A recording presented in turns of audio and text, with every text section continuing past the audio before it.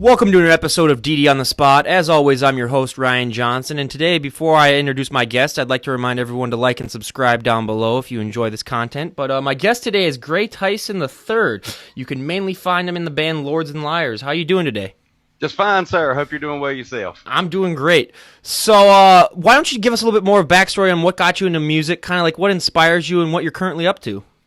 Yeah, I started out in high school. My first instrument was actually a trumpet. And then I saw Primus back in Lollapalooza back in the 90s, and I was basically forever changed and decided after they finished My Name is Mud that the next instrument that I should pick up should be a bass guitar. And basically from many variations of bands and whatnot from now to then led me to Lords and Liars.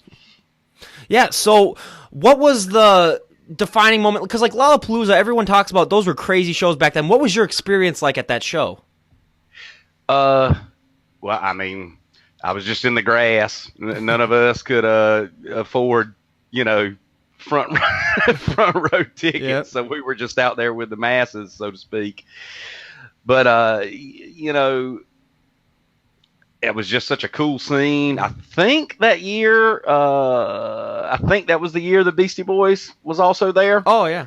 I think don't quote me on that. One of them was one of the years, but I think it was that show. It was kind of funny because I was really going to see them. Mm-hmm. I'd never even heard of Primus. I think that was the year that them and Alice in Chains were co-headlining. Mm-hmm.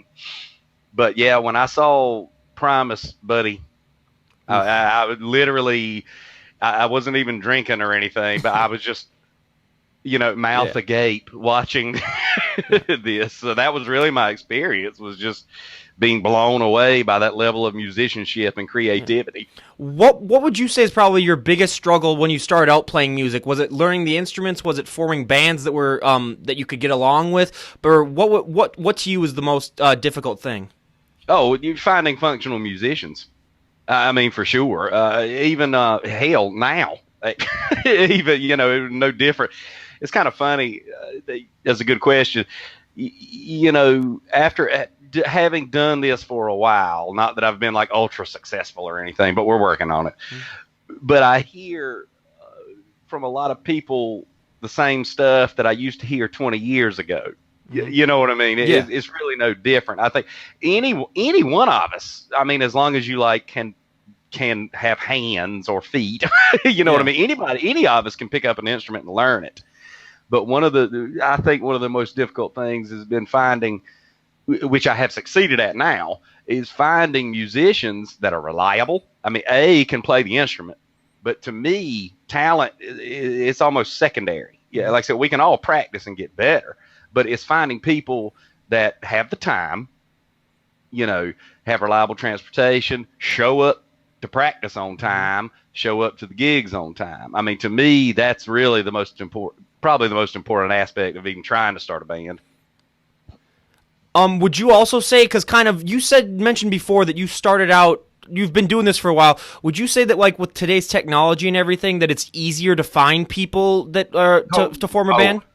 Absolutely, yes. And that even goes even further, not only just finding a band, but everything about it. Gigs, getting gigs is nothing like it used to be. I mean, definitely technology has a lot of people complain about it, but the way I see it, things like Facebook and even Skype, like what we're using right now, it's a tool. Yeah. You use it how you please. Mm-hmm. It's just a tool. I mean, me and you right now would have. Yeah, I know. I was just gonna say, like 10 years ago, there's no way in hell that I could ever even started this podcast or even just met people. Yeah, I would have had to go to school for like radio. You're absolutely right. Yeah. So I mean, the technology, people can, some of even my generation, older people can complain about it all they want, but I mean, it's a tool like any other, and you use it responsibly or not. It's up to you. Mm-hmm. You know what I mean? Yeah. Now, why don't you tell us a little bit about the first band that you formed after you saw Primus at Lollapalooza? What was the name of that, and what was your experience with them? We called ourselves Pinochle. And it was a 3-piece, just like Primus. The drummer was and his name is Kevin Watson. and of course we're good friends to this day. Like I said, the EP that you've heard, the Lords and Liars, we wrote it together. And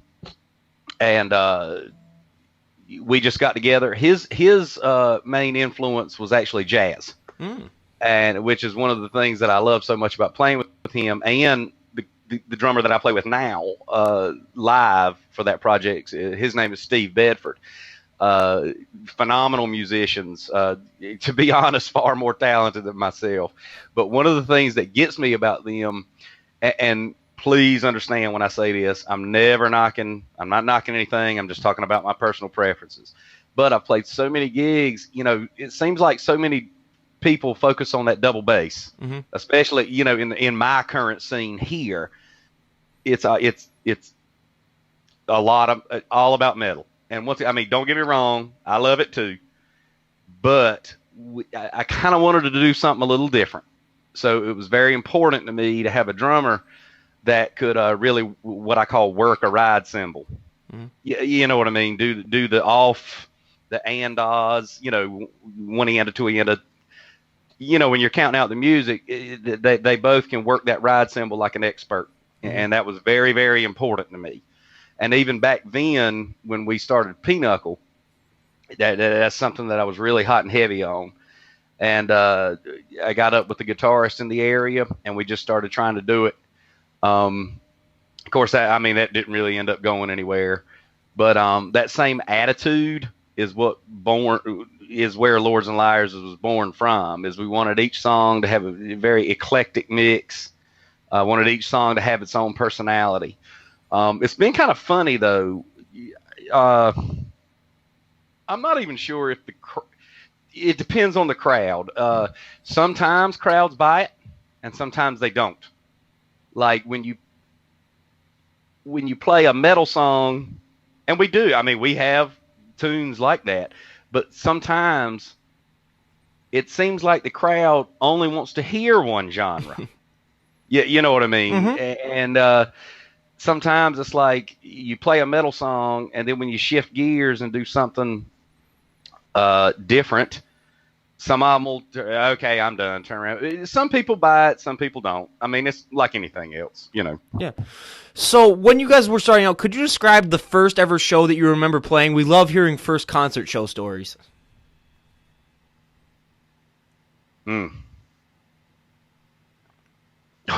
Well, to be honest, I don't.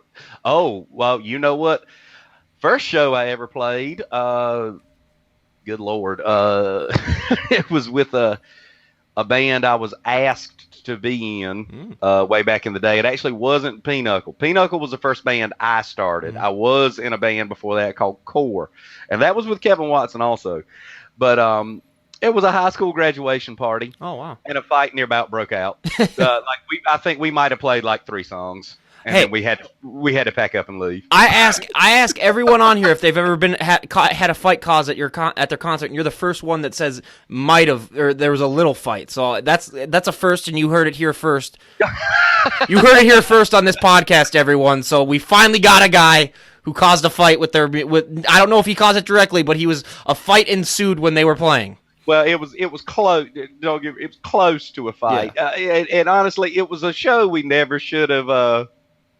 I think the crowd that was there would have rather had a country act. Yeah, you know what I mean. Looking back on it, we should have never even been asked. I don't know what those people were thinking, even asking us to play. Because we were playing kind of like hardcore type stuff, and those people just won't. It was the wrong crowd. You know what I mean. Do you for those of you that don't know, he is from North Carolina, calling us from. So have you found that specifically in that area, you said there is kind of like a huge metal scene, but have you found that there is kind of a harder opportunity to play your style of music as opposed to maybe just like playing a country or another type of genre that people like always associate with a place like North Carolina or all the southern states? Oh, absolutely. Yes. Yeah, that's an absolutely accurate comment. It's so much easier, I would say even regardless of your genre, whatever genre you like, if you stick to that genre, I do think your life is easier. If you play straight up metal, gigs will come your way. Mm-hmm. You know, I mean, and you'll fit into that scene appropriately. And the same way with any other genre, you know, country, rap, you kind of, or hip hop, whatever, you'll have your built-in crowd. Mm-hmm. You know, when you start to kind of weave that stuff in together, I do think it becomes a little more difficult to find your scene. Yeah. But we've been doing okay now, and do not get me wrong. Like, I'm not, I don't gauge success anymore. Like, yes, we're not playing Walnut Creek. You know, that's a humongous venue in my area.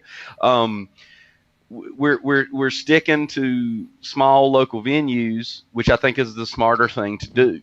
You know, it's better. It feels better to me anyway. Mm-hmm. If I'm playing a room that the capacity might be 50 people and I get 35 people in it, you know what I mean? Yeah, that's right on. I mean, that's 35 people that get to hear you. Yeah, and I really think that's the smarter way to go. You know, I've played several rooms that were probably 300 capacity, but if there was only 40 people there, it feels like you're doing nothing. Yeah. You know what I mean? Mm-hmm. So when you're first like starting, what was your struggles like with like finding gigs? How did you manage that?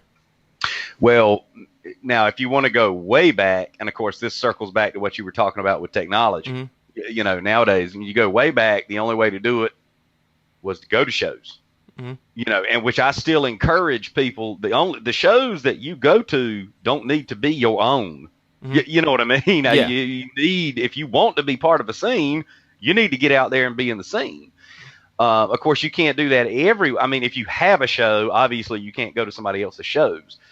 But back then, the only way to meet people was to actually get out there and meet people. Mm-hmm. You know, you had to go to shows. You had to go support other people, and hopefully they would, you know, return the favor. Of course, nowadays, as we discussed, you know, you can meet people instantly online, and that's how, I mean, really we've been getting gigs. The video that I put out for the song Ripoff Artist has helped us gain a little bit of you know, attention. Yeah. So that certainly helped. One thing for us that's been working at the shows that we've been able to get is that we are different. Mm-hmm. And now, don't get me wrong. I'm not one of these guys that's like, oh, we're I was about to say gender, genre. I'm not one of these guys that's like, oh, we're defining a genre or whatever. You know what I mean? I'm not claiming that. Mm-hmm. But the fact that we do mix it up, especially among musicians, has helped us get some attention. And I do think that, oh hell, I can't even remember who said it. It wasn't me, but even someone said one time that, like, you know, Primus themselves are kind of a musician's band. Mm-hmm. You know, and several people have said that to us. I think we actually have a little bit more, with some folk, popularity among musicians than we do some other folk, just because they acknowledge what we're doing. Mm-hmm. You know, kind of mixing it up a little and trying to be eclectic. Now, one of the things that we discussed before we started recording was you're a nurse, and you also write most of the lyrics of the song. So how do you come up with the lyrics, and does the nursing inspire you at all in lyrically, and how do you use that kind of as a positive, as opposed to, like, being a nurse, you sometimes see a lot of negative stuff. How do you turn that some of those things into more positive things when you're writing down lyrics? Oh yeah. Sorry. Well, and also my wife is also a nurse, and as we discussed, she is in the band as well. We've had very long nursing careers. My background was emergency room, and I did also work I was a flight nurse for a while as well. So I'm sure any nurse would tell you it's an extraordinarily frustrating career. And any nurse, I would be willing to bet, harbors a certain amount of anger. Mm-hmm. You know, you try to work so hard sometimes for people, and you know, you get literally assaulted and spit on, or they don't put in their fair share of the effort that right. you're putting in for them. Yeah, you know, so it absolutely has contributed. I guess a positive is that it did contribute to a lot of the lyrics that I do. And I normally my process is that the song is written first, and I do let that guide me. And I just sit and listen, and I'm sure like any other musician you've talked to for hours and hours, crafting those lyrics. Sometimes it comes to you in minutes, and sometimes it doesn't. You know, either way is fine as long as the end product is good. But yes, our careers have definitely contributed to what we do. And I was actually really proud. My wife, Jennifer Tyson, the EP, if you listen to it, the song Cadaver Toe was all her.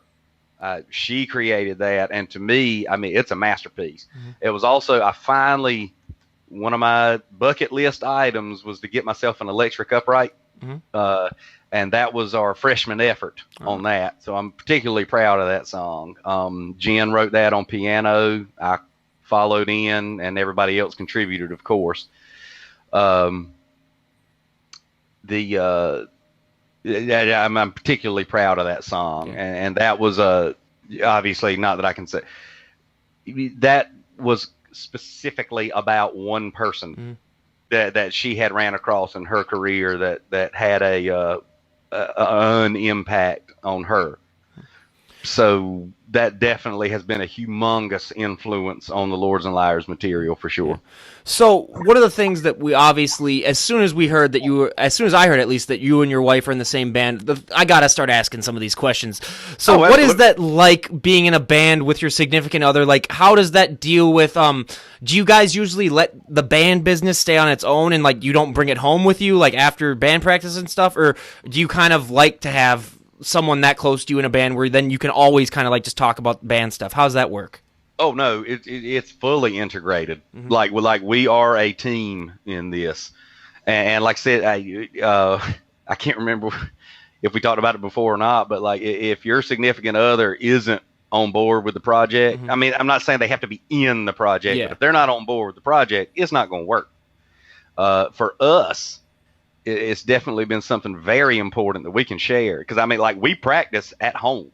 Like our band is fully integrated into our lives.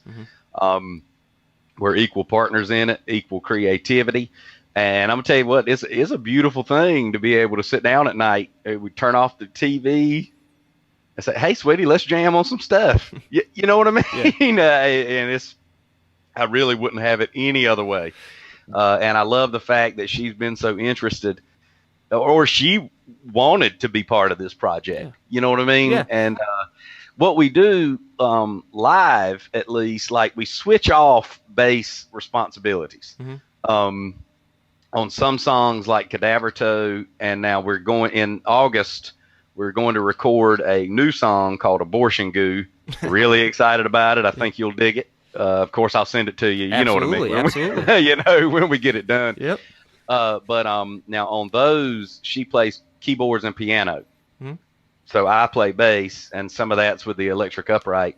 But on some other songs, what we wanted to start doing was she plays bass on some stuff, which allows me to be a little more of a front man. You know what I mean? To put on a little more of a show. So that's kind of what we do live. And it's been working well. She's still working on some of I mean, you know, I've been playing a whole lot longer than she has. A couple of the songs that we do a little more of the slapping type stuff, I still do those, but she's working on it. But the collaboration effort, it's been wonderful, and I really wouldn't have it any other way. All right. So one of the things that I really came to understand, and I took a business class in college. I wasn't a business major or anything, but I never really when my professor was talking to me, he was talking about how when you kind of start your own business, or when you're a part of something that you kind of own, you think about it constantly, like it's your thing, like it's always in the back of your mind. One of the things that I learned doing this podcast too was that it's always going to be in the back of my mind. It's always going to be thinking about like with guest list or whatever. Since you're in a band, it's the same thing, but since your wife is also a part of the band, how are you guys able to separate that and be like, okay, let's just not talk about the band for this time? Like, how are you guys able to like have those moments where you're like, no talk about the band right now, let's just relax and chill? Have you found that difficult? No, actually, I would say that we don't want to separate it. Oh, okay. I feel no need. You know, I would say even the business aspect of it, excuse me, even the business aspect of it, like I don't find it stressful. Like we don't need to step away from it. As a matter of fact, if only we could only be doing that. Yeah. You know what I mean?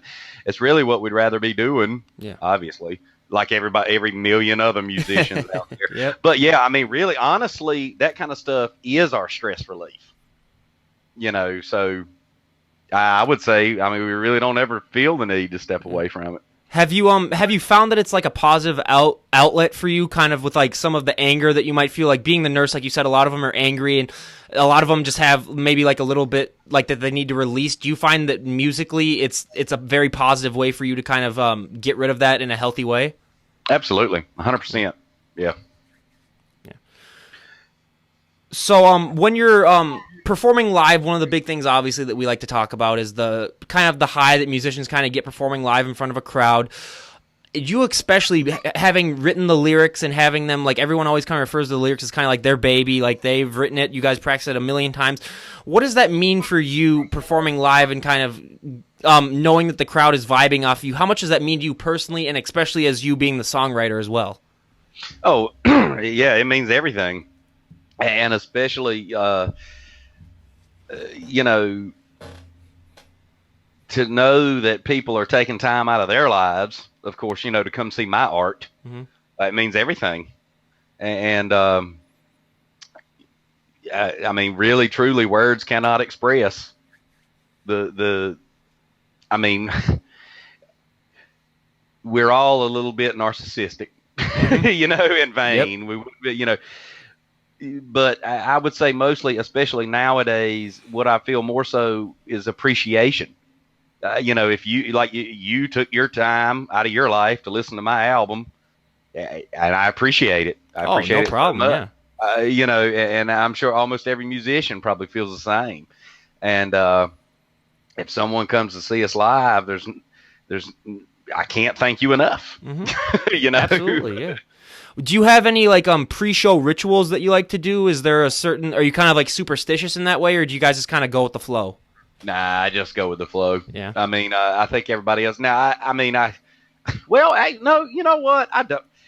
I didn't think about it matter of fact, until you asked me that question, I never even realized I did it. But I actually always stretch. Yeah, I think I was almost doing this subconsciously. I always stretch out for a minute. You know, do some Warrior 2, you know, a little bit of yoga, because I do. Now, I will say that I'm a very active person and very expressive, so I do always stretch out a little bit. I go out back if I can, if the bar or club that I'm at has an area for me to do it, and I know a couple people sometimes have looked at me funny, but I will go out back and do some like a you know, I mean, do a little bit of warm, you know what I mean, some warm up stuff. And actually, yeah, we just did it last night. We had a phenomenal show last night. Me and Jen, normally we have a little bit of a car song list that I actually always sing to warm up. You know what I mean? My voice heading to the show. And some of those songs it's almost, I think you'll get a kick out of this, but it's stuff like Elton John, Fat Bottom Girls by Queen. That's always okay. So I will say that Freddie Mercury, my favorite rock vocalist. Oh yeah, period. He's up in my top 5 for sure. Absolutely. Yeah. I think my number 2 is Mike Patton.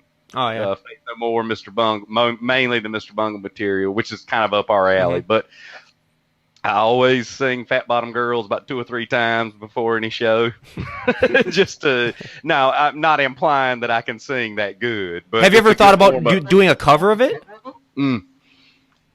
We do want to get into some covers, Mhm. but I've got to do my research because I don't even know in today's day and age. With all the legal action that they can take, yeah, and all the stuff you got to do, and yeah. most of the places that we play at, even and I have very good working business relationships with a few people that run venues and whatnot, and like we're not even sure the legality of doing covers. And I even it's something this week I'm actually going to. I wish I had an answer for you, but I don't yet because I hadn't had time to research it. But like I've got to look into who do I have to pay. Like if I go up to because a club and I don't blame them for this. A club owner does not want to have fines. Durham in the last few years there was a bar shut down in Durham because they were playing music that they weren't licensed to play, and the fines were so high they had to shut their doors. Jeez. No business owner is going to want to take that risk, and I don't blame them. But what I do want to look at is what would it take and how much money. I wouldn't even know if I could afford it. If it's too much money, we ain't gonna be able to do it. And of course, one of the things that got a lot of bands more attention back in the day was that they would mix their original material with covers. And I mean, that's a no-brainer. Getting the public, to me, it seems, getting the public to listen to new material is extraordinarily difficult. I mean, obviously, you're going like someone like you're a music lover. You sit around and listen to new stuff. A lot of people aren't like that.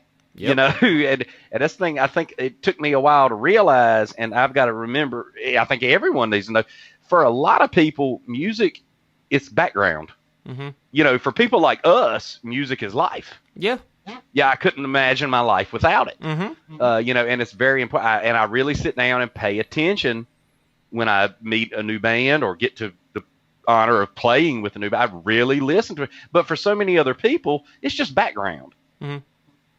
So when you're trying to get a crowd interested in what you're doing, being able to play something that they've heard before is very important.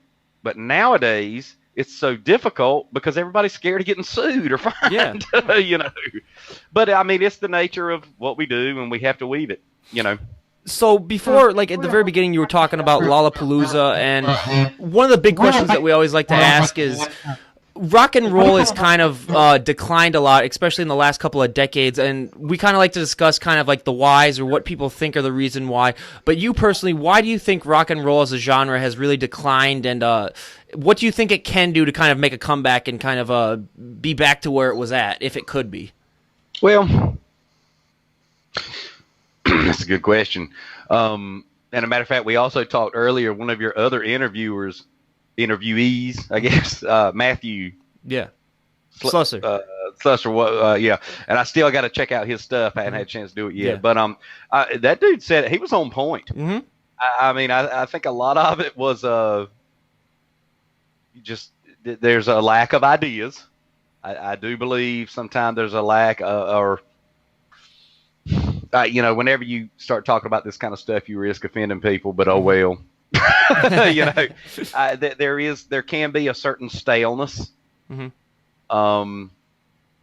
some of the shows I go to or play at, I see sometimes I've seen people, even if I'm not playing it, if I'm a fan, part of it is energy. I mean, there's some times where if you're playing your material and you're not selling it, I'm like, why should I? If you don't seem excited about this, why the hell should I? And there is some of that. A lack of energy, a lack of new ideas. But I also believe sometimes that everything's a cycle. I do believe that, I mean, not trying to be cliche, but rock and roll will never die. Yep. And even if you go way back, there were people like, I remember in the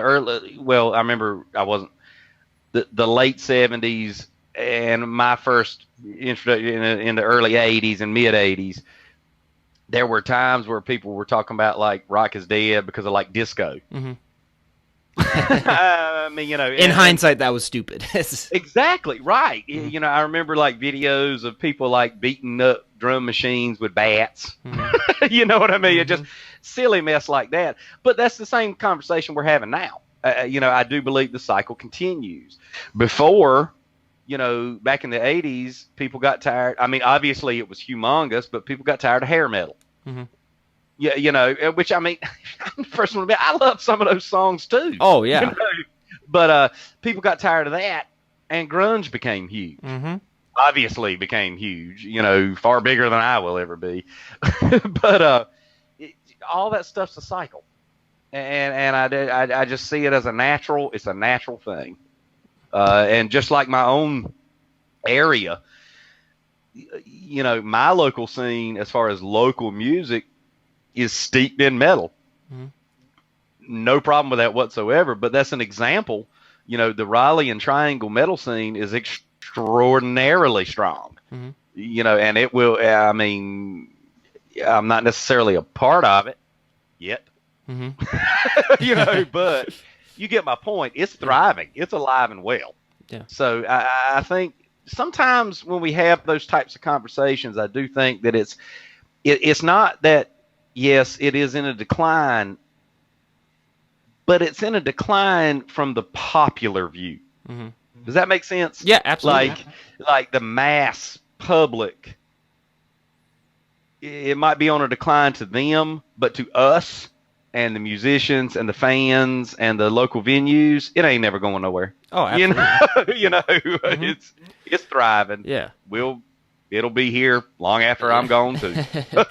All right. So now we're going to the point of the podcast where we do the Inside the Actors Studio-esque questions. And the first question is, out of all the songs that have ever been written in the history of music, what is one song that you would personally wish you had written yourself? Frizzle Fry. Fizzle Fry? Frizzle Fry, I promise. Yes, sir. All right. That is the, especially that midsection. The midsection of that song, to me, is quite frankly musical perfection. Yep. I mean, it life changing. Yeah. One of the things that I have kind of heard or whatever is like bands have been trying to find musical perfection. What to you personally, other than a song like Fiddle Fry, if you were to write a perfect song, what would you think would be one of the main components of it? Like, how do you think it would sound to you in your head? I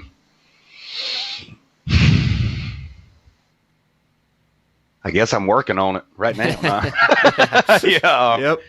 Yep. It would be varied. Mm-hmm. I would really like. Well, it probably wouldn't be very successful because it'd probably be about 10 minutes long. I would love to get into some more symphonic type material, a little more orchestration. Mm-hmm. I do sit around with my recorder and, lots of layers. I would love to be able to play, like, get my trumpet back out, mm-hmm. Jen lay down some piano, have some more strings. I'm actually hoping, that's a great question. I'm hoping maybe within the year, there's some other friends bands in our area, mm-hmm. One of which, humongous fan of this band, but a band called Infinity Fortress. Mm. Check them out. Yep. They're from Wilmington. They have a celloist. We've actually talked about some collaborative work. Oh. So really, I mean, a perfect one of my perfect songs would be a lot of orchestration and layers that I'm physically incapable of doing right now. Yeah, you know what I mean. Yeah. So I mean, that would be some perfection. Yeah. That sounds great. So we go to our second question. Out of all the artists that have ever played, dead or alive, you can pick either one. Who would you play with and why for one concert? Freddie. Freddie? Yep. Freddie Mercury. Absolutely. Yeah. The why is just, well, hell, I don't know. I could just stand there and watch him.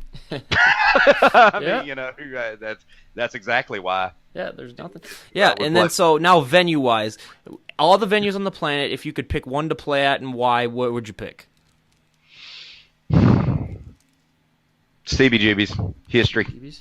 Yeah, right. just to be able to say, hey, I played at CBGB's. You know. Yeah, absolutely. All right. Well, guilty pleasure. What is a guilty pleasure song that you like, other than like Fat Bottom Girls or whatever, that no one would ever think that you would enjoy when they first meet you or know you?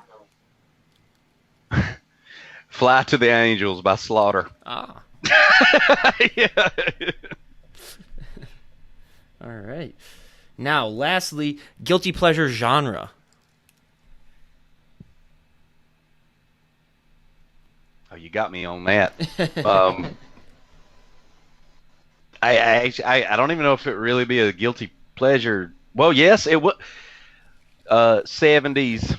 I don't know. I don't even know what genre you want to call it. I guess pop rock, but like Juice Newton. Yeah.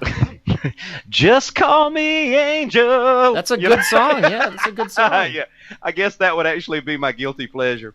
Yeah, absolutely. That's no.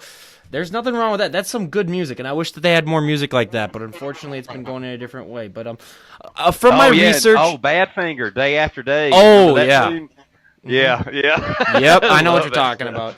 So, according to my Facebook research, you are a father? Is that correct?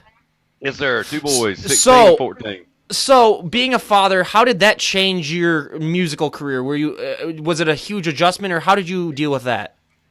Well, I dealt with it when they were young. My musical career stopped.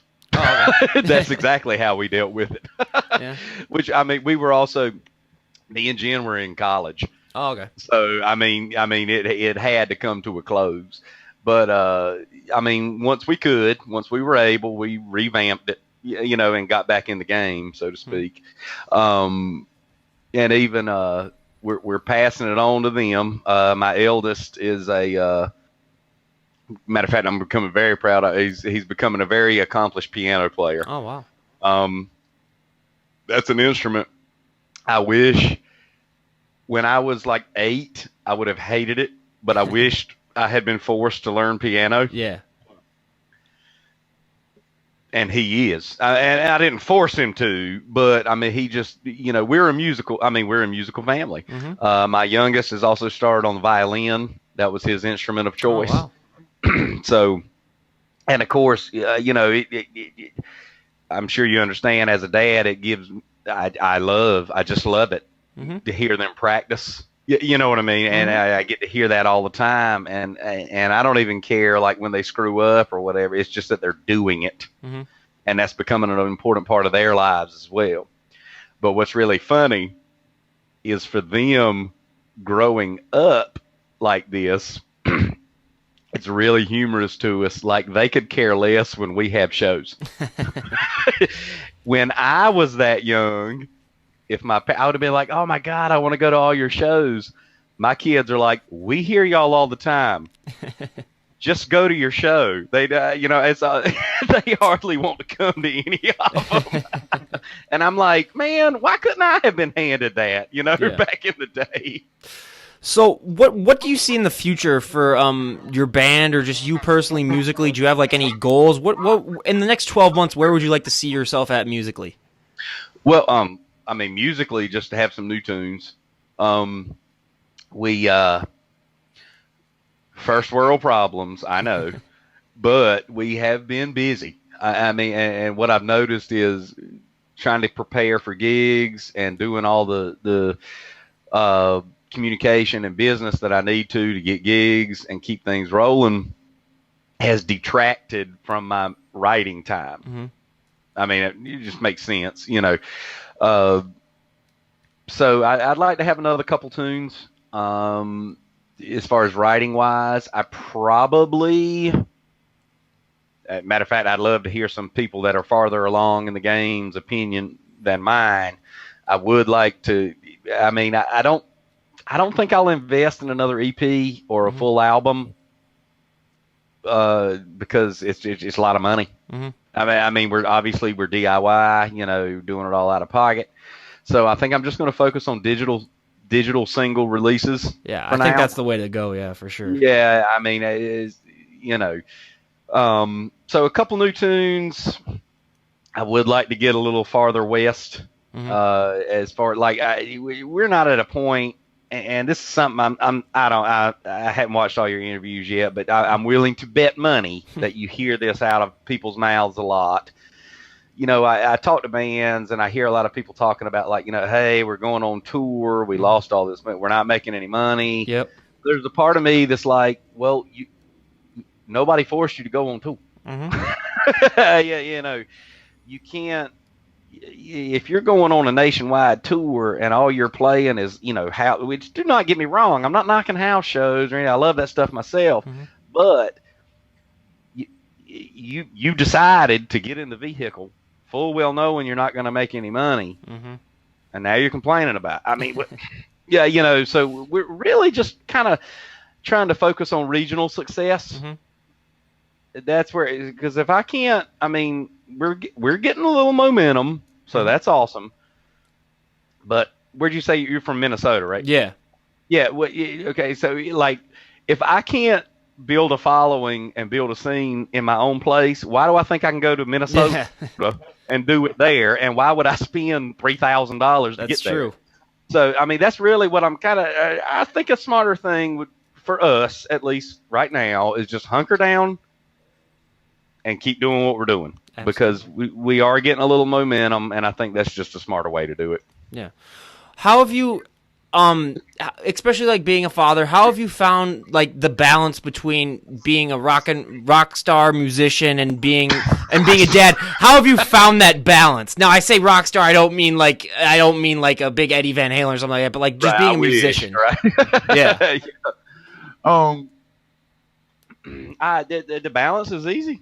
To me, I mean, we practice, we work on our stuff, and then, at the end of the night, we sit around the table and just hang out with the kids.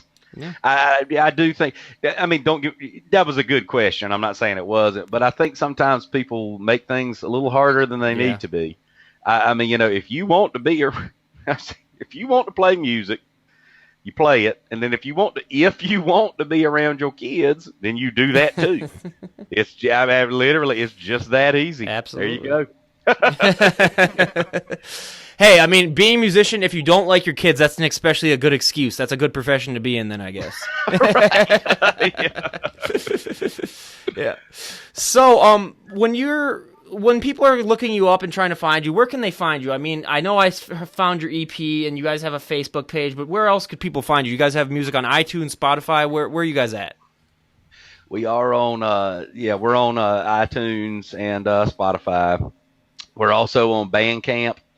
I got to get us on Reverb Nation. We're not there yet, but I just got to fill out that paperwork, so that should be within the next couple of weeks.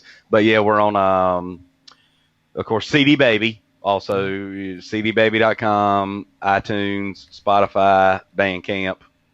That's where we're at. Yeah, I'll definitely leave a link. And I wouldn't be doing myself any favors. We do have that video for Rip Off Artist on YouTube. Yeah, I'll definitely leave a link for all those things below for all the fans to definitely see. And just a few more quick questions. What would you say is the number one piece of advice that you would give someone who is trying to start their own band? What is essential?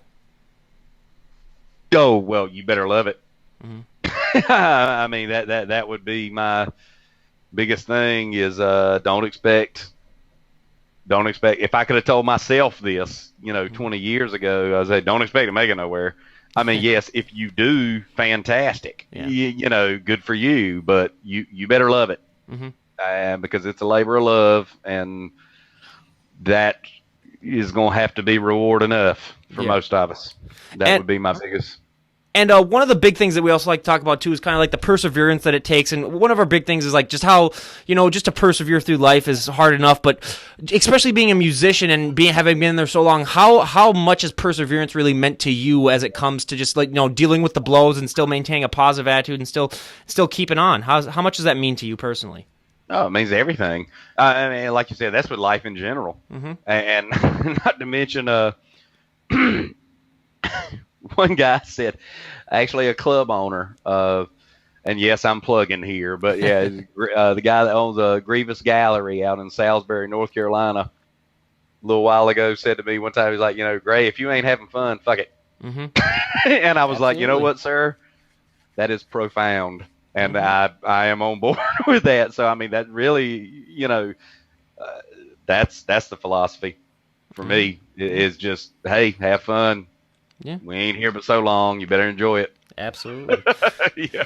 So, do you have any upcoming shows that you would like to plug, or are you guys just taking a break to write music? How's that situation going? Well, we are actually I decided intentionally we're taking August off Okay. to record. We're going to Palm Reader Studios in Wilmington to record our next song. But our next, I gotta look it up real quick. Hang on just a second. Our next show is September 22nd at Grievous Gallery in Salisbury, North Carolina. We also do have a show coming up at Somewhere Else Tavern in Greensboro, North Carolina in November. Okay. And actually, if you have never, I would say to anyone, Somewhere Else Tavern is a bar that it just celebrated their 39th year Wow. of operation. So they've been doing it for a long time. Check them out. Yeah, absolutely. Yeah, we'll definitely give those checks out. Well, I mean, it was great having you on the show. I mean, we love having guests on, and we love talking, just shooting the shit basically about music. And I mean, I wish you nothing but the best of luck in Lords and Liars. I mean, personally, from some of the music that I've heard from you, it sounds you guys are really, really good, and I do think that you guys have definitely, like you said, you guys are just like slowly getting a steady base, and you're picking up momentum. And I mean, you're more than welcome to be on this podcast again anytime you want, and if you wanted to include the whole band or something like that, that would be great too. But that'd be a lot of fun, dude. And hey, I'm saying no shit. It's an honor talking to you, and thank you so much, man. Oh my God, yeah. The honor's all mine, man. I get to talk to musicians all the day. I mean, that's that's a dream come true for me. I get to talk music all the time. So, Yeah. I mean, it's really something. But yeah. If you need anything for me to plug, yeah, just let me know, and I'll definitely announce it on here. You need any songs coming out, you let me know. Any shows, you give me reminders about when your shows are, I'll plug them. I mean, I love doing that. I love supporting people. I mean, that's what we're here on Earth to do. I really think is really just help one another out. I mean, life is hard enough as it is by yourself, so give each other a helping hand. And I mean, take care, man, and we'll keep in touch for sure. And this is Ryan Johnson on DD on the Spot signing out.